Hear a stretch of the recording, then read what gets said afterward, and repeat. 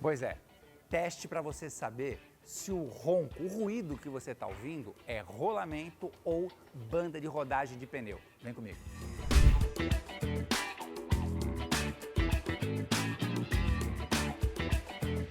Bom, então você está dirigindo o seu carro, principalmente naquele piso lisinho, perfeito? Aí você começa a escutar ruído de rolamento, certo? Não necessariamente. Como é que você vai saber se é ruído de rolamento ou não? Esse carro, por exemplo, está com esse ruído. A hora que você anda, faz o tal do...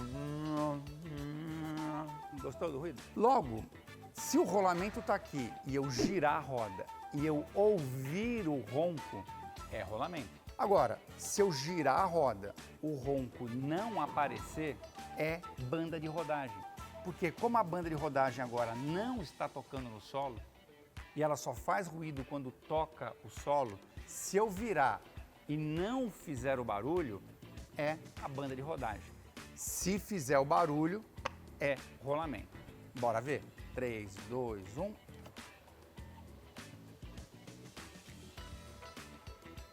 Não é rolamento, é banda de rodagem. E por que que isso acontece? Você vai olhar no pneu e você vai ver que ele vai ter o que a gente chama de escama. O pneu começa a ficar todo escamado, ou dente de serra, né, como queira.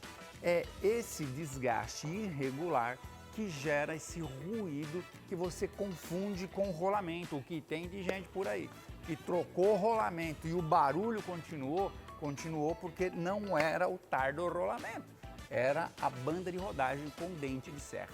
Tem o ronco, levanta o carro, roda, não fez barulho, é banda de rodagem. Fez barulho, é rolamento. E aí, curtiu?